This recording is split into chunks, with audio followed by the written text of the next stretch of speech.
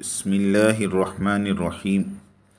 قسط نمبر 788، دعوت و تبلیغ کا نہج نبوی۔ حضرت الیاس صاحب کاندھلوی رحمۃ اللہ علیہ کا کارنامہ۔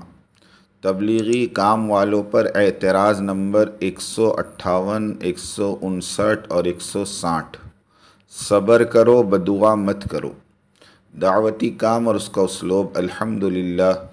الحمدللہ وحدہ والصلاة والسلام علی من لا نبی بعدہ، اما بعد۔ تبلیغی کام کا نہج نبوی۔ قال رسول اللہ صلی اللہ علیہ وسلم ارسلت الی خلق کافہ، میں بھیجا گیا ہوں جمیع نوع انسانی کے لیے۔ دوسری حدیث ہے، میں اور قیامت کا دن ایسے ہیں، دونوں انگلیوں کو ملا کر بتایا۔ نبی اپنی امت کے لیے ایک شفیق باپ کی مانند ہوتا ہے۔ وہ ہرگز نہیں چاہتا کہ اس کی قوم اور امت نیست و نابود ہو جائے یا عذاب الہی میں مبتلا ہو جائے، جس کی وجہ سے وہ اپنی امت کی طرف سے پیش آنے والی ہر تکلیف کو سہتا اور برداشت کرتا ہے، یہاں تک کہ اپنی جان نچھاور کرنے سے بھی دریغ نہیں کرتا۔ نبیوں کی قربانیوں کو قرآن مجید یوں بیان کرتا ہے، وَيَقْتُلُونَ الْأَنْبِيَاءَ بِغَيْرِ حَقٍّ، لوگ نبیوں کو ناحق قتل کر ڈالتے تھے۔ برصغیر کی 1000 سالہ تاریخ میں دور تیموری سے لے کر مغلیہ دور اور پھر حضرت شاہ اسماعیل شہید رحمۃ اللہ علیہ کے وقت تک، اور اس سے بھی آگے 1857 کے معرکے، شیخ الہند و امام قاسم صاحب نانوتی رحمۃ اللہ علیہ کے دور تک، اور اسلام اور دین مصطفوی کو زندہ کرنے کی خاطر بڑی نبر و آزمائی ہوتی رہی اور بڑی بڑی قربانیاں دی گئی۔ شہداء اور غازیوں نے بڑی مغفرتیں پائی، آخرکار انجام کو پہنچ گئے۔ سب کامیاب ہوئے، لیکن دین اور اسلام کا پھیلاؤ محدود طریقے پر رہا۔ ان اکابرین کے بعد اسی طرز کی کئی تحریکیں اٹھی اور خوب محنتیں کی، اور کچھ علاقے اور ملک بھی ہاتھ لگے، لیکن دین کا عمومی طور پر زندہ ہونے کا مرحلہ باقی کا باقی رہ گیا۔ اس کی واحد وجہ محنتوں میں نہج نبوی کا فقدان تھا۔ نہج نبوی کلید ہے اشاعت دین کی۔ نہج کیا ہے؟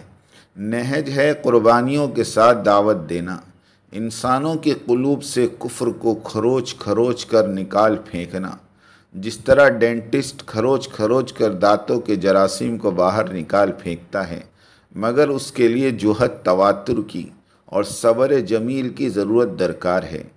انسان فطرتی طور پر عجلت باز ہے، وہ اپنی محنت کا نتیجہ اپنی آنکھوں سے دیکھنا چاہتا ہے۔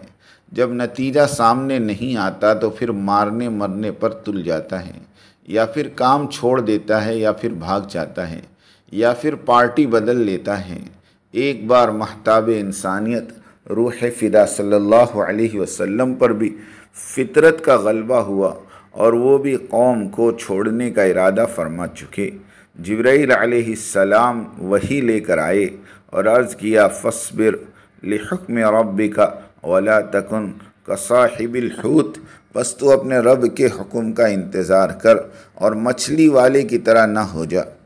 ایک نبی کو دوسرے نبی کے واقعے سے سبق سکھایا جا رہا ہے۔ سبحان اللہ! اس لیے آداب تکلم میں یہ بات داخل ہے کہ اکرموا منازلہم، آدمی کے مقام کے اعتبار سے خطاب کرو۔ فائدہ: دعوت دینے کے بعد صبر نہ کریں گے تو پھر انتشار اور خلفشار وجود میں آئے گا۔ دعوتی عمل میں للہیت ہو، اور عمل صرف اجر کے لیے کیا جائے، اجرت کے لیے نہیں۔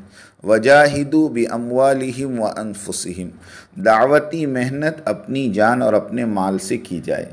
تنظیموں کی صفیں اس بنیادی کلید اور بنیادی اصول سے عموماً عاری رہی ہیں، الا ماشاء اللہ، جس کی نحوست یہ ہوئی کہ تنظیموں کے ممبران کے اندر حب جاہ اور حب مال کے جذبے پیدا ہوئے، اور آپس میں گروپ بن کر آپس میں ہی نبر و آزمائی کرنے پر لگ گئے۔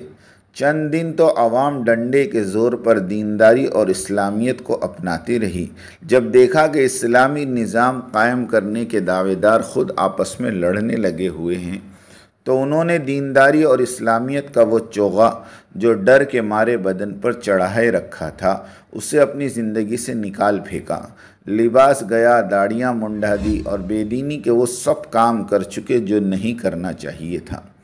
امارت توقیفی امر ہے۔ اعتراض نمبر 158۔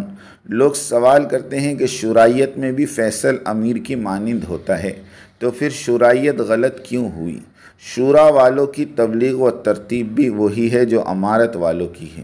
جواب: نماز، روزہ، حج وغیرہ کی طرح امارت کی ترتیب اور شکل بھی توقیفی ہے، یعنی متعین ہے۔ جس طرح نماز میں قیام، 1 رکوع، 2 سجدے، قاعدے وغیرہ متعین ہیں، اسی طرح امارت، امیر، بیعت، سمع و اطاعت، یہ شکلیں قرن اول سے چلی آ رہی ہیں، متعین ہیں۔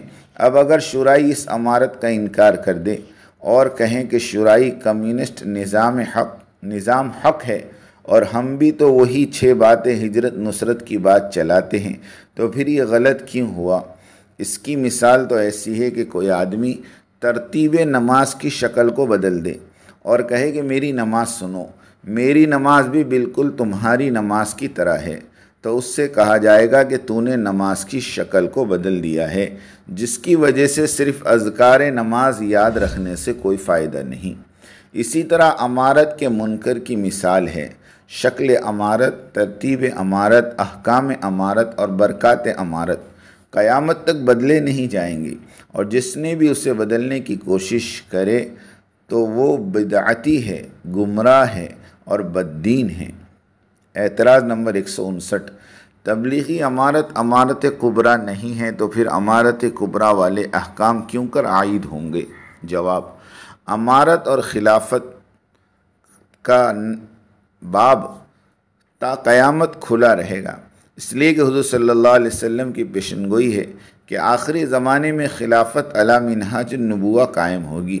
جو علماء تبلیغی امارت پر تنقید کرتے ہیں، ہم ان سے ہمیشہ سے یہی کہتے آ رہے ہیں کہ یہ امارت اور اس کے نفاذ کا تعلق عام مسلمانوں کے بجائے صرف تبلیغی احباب سے متعلق ہے۔ اس لیے علماء عامہ کا اس امارت دعوت پر لکھنا اور بولنا ایک مہمل عمل ہے۔ مثل مشہور ہے، جس گاؤں جانا ہی نہ ہو تو اس کا راستہ کھوجنے کی ضرورت ہی کیوں پڑ گئی؟ مولانا دیولا اور لاٹ صاحبان کو اس لیے باغی کہا جاتا ہے کہ یہ گروپ 100% تبلیغی گروپ ہے، اور انہوں نے 10 مرتبہ سابقہ تبلیغی عمرہ کے ہاتھ بیعت کر چکے ہیں اور پھر اعلانیہ باغی بن گئے، اور ان کی اس بغاوت سے ساری تبلیغی دنیا متاثر ہوئی۔ اس لیے احکام بغاوت کا صدور ان شورائی محرکین پر صادر ہوگا۔ لہذا جو علماء تبلیغی نہیں کہلاتے، انہیں اس موضوع پر قلم اٹھانے سے پہلے سوچنا چاہیے۔ اعتراض نمبر 160۔ امیر کے لیے اقتدار اور پاور کی ضرورت چاہیے جو سزا اور جزا دینے پر قدرت رکھتا ہو۔ مولانا سعد صاحب کے پاس تو کچھ نہیں سوائے گزارش کرنے، عاجزی کرنے اور ترغیب دینے کے، اور کچھ نہیں، تو پھر یہ امارت اور امیر کیوں کر درست ہوئی؟ جواب: حضرت حاجی امداد اللہ صاحب مہاجر مکی رحمۃ اللہ علیہ اور حضرت اسماعیل شہید رحمۃ اللہ علیہ بھی اپنی تحریک کے عمرہ رہے، جن کے پاس نہ پاور تھا اور نہ ہی عام مسلمانوں کی بھاری جمعیت ان کے ساتھ تھی، پھر بھی متعلقین انہیں اپنا امیر اور خلیفہ مانتے تھے۔ تبلیغی احباب تو کثرت تعدد کے حساب سے کروڑوں ہیں، اور حاجی امداد اللہ صاحب اور اسماعیل شہید رحمہم اللہ کے معتقدین کی تعداد تو تبلیغی جماعت کے مقابلے میں 2% بھی نہیں تھی۔ امداد یہ جماعت بہت ہی چھوٹی سی جماعت تھی، لیکن اس وقت کے علماء کرام نے ان کی امارت اور خلافت کو قبول کیا اور کسی نے نکیر نہیں کی۔ تبلیغی امارت اور حضرت الیاس صاحب نور اللہ مرقدہ کے وقت سے چلی آ رہی ہے اور ساری دنیا پر محیط ہے، جس کی برکت سے ساری دنیا تبلیغی محنت کا گہوارہ بنی ہوئی ہے۔ دراصل اس تبلیغی امارت پر بولنے اور لکھنے والے کسی نہ کسی درجے میں حضرت جی رابع کی امارت اور مقبولیت پر غبطہ اور حسد کرتے ہیں۔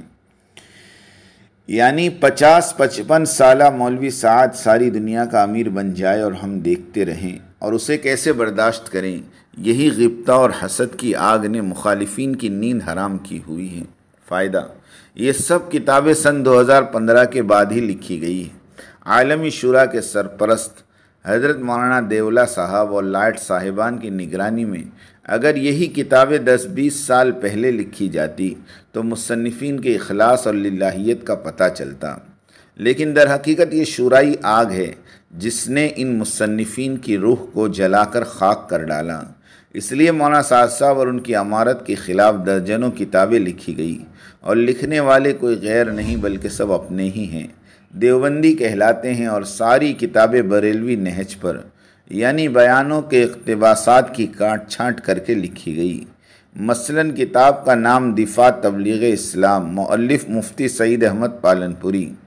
اس کتاب میں علماء کرام کی آراء کو اکٹھا کیا گیا، اور اس قدر جھوٹ اور بہتان اس کتاب میں جمع کیا گیا کہ پڑھنے والا صرف استغفار ہی پڑھتا رہ جائے گا۔ مثلاً مولانا الیاس صاحب نور اللہ مرقدہ کو الہامی نبی کے نام سے متعارف کروایا گیا، لیکن ہم اس کتاب کا تحقیقی آپریشن کرتے رہیں گے اور جن جن علماء کے یہ بیانات ہیں ان کو منظر عام پر لا کر رہیں گے تاکہ دوست اور دشمن کی کھلی شناخت ہو سکے۔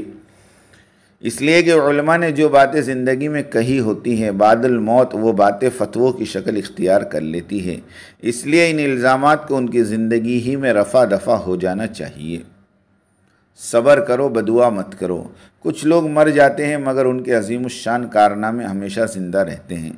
شیخ الاسلام ابن تیمیہ رحمۃ اللہ علیہ بغیر شادی کیے انتقال کر گئے۔ انہوں نے اپنے پیچھے کوئی اولاد نہیں چھوڑی جو ان کے لیے دعا کرے، مگر انہوں نے اپنے پیچھے ایک نیک امت کو چھوڑا جو ان کے لیے برابر دعا کر رہی ہے۔ امام نووی رحمۃ اللہ علیہ بغیر شادی کیے اس دنیا سے رخصت ہو گئے۔ ان کے بھی کوئی اولاد نہیں جو ان کے حق میں دعا کرے، مگر آج کون ہے جو ان کی مشہور کتاب الاربعین النوویہ کو نہ جانتا ہو؟ مفسر قرآن امام ابن جریر طبری بغیر شادی کیے انتقال کر گئے۔ ان کی بھی کوئی اولاد نہیں مگر انہوں نے اپنے پیچھے ایک ایسا کارنامہ چھوڑا ہے جس سے کوئی بھی عالم دین بے نیاز نہیں ہو سکتا۔ امام مالک رحمۃ اللہ علیہ کے بارے میں امام ذہبی رحمۃ اللہ علیہ فرماتے ہیں، امام مالک کو ظلم و ستم کا نشانہ بنایا گیا اور اس قدر کوڑے مارے گئے کہ وہ بے ہوش ہو گئے۔ مجھے امید ہے کہ اللہ تعالیٰ ہر کوڑے کے بدلے میں جنت میں ان کے درجات بلند فرمائے گا۔ امام مالک اس دنیا سے رخصت ہو گئے مگر ان کا ذکر خیر باقی ہے۔ کہاں گئے وہ لوگ جنہوں نے امام احمد ابن حنبل رحمۃ اللہ علیہ کو قید و بند کی سزائیں دی؟ انہیں کوڑے لگائے گئے، وہ سب مٹ گئے، ان کا کوئی نام و نشان باقی نہ رہا۔ مگر امام احمد ابن حنبل رحمۃ اللہ علیہ کا علم، ان کی سیرت، ان کی زندگی کے مختلف حالات اور واقعات اور ان کا مذہب ابھی تک باقی ہے۔ کہاں گئے وہ لوگ جنہوں نے امام بخاری رحمۃ اللہ علیہ سے عداوت اور دشمنی کی؟ ان کے در پر آزار ہوئے اور انہیں جلاوطنی پر مجبور کیا، یہاں تک کہ وہ اسی جلاوطنی کی حالت میں اس دنیا سے رخصت ہو گئے۔ مگر پھر بھی امام بخاری رحمۃ اللہ علیہ کی شہرت اور ناموری دیکھیے کہ دنیا میں مسلمانوں کا کوئی ایسا ممبر یا اسٹیج نہ ہوگا جہاں سے یہ آواز نہ سنائی دیتی ہو، رواہ البخاری، اسے امام بخاری نے روایت کیا۔ ایک بار امام بخاری رحمۃ اللہ علیہ سے پوچھا گیا کہ آپ کو جو لوگ ستاتے ہیں اور آپ پر تہمت لگاتے ہیں ان پر آپ بدعا کیوں نہیں کرتے؟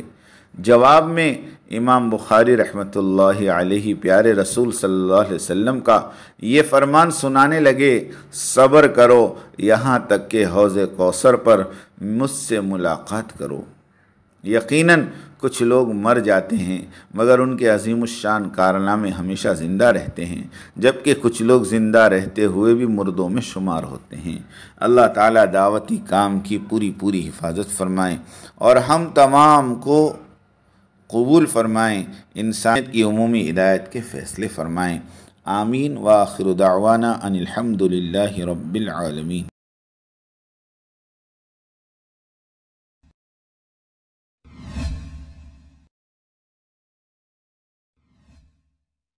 بات کو سمجھنے کے لیے سب سے پہلے آدمی اپنے ذہن کو اور اپنے برتن کو اعتراض اور تردد اور اشکال سے خالی کرے۔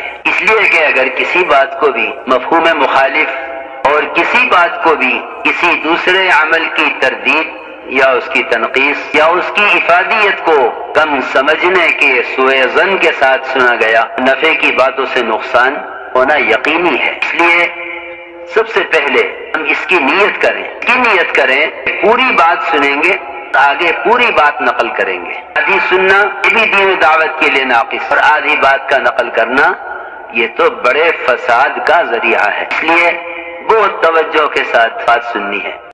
اور اگر آپ نے ابھی تک ہمارا چینل سبسکرائب نہیں کیا تو فوراً سبسکرائب کیجئے، ساتھ ہی بیل آئیکن پر کلک کریں تاکہ مزید آنے والی ویڈیو ہیں وہ آپ کو وقت پر ملتی رہیں۔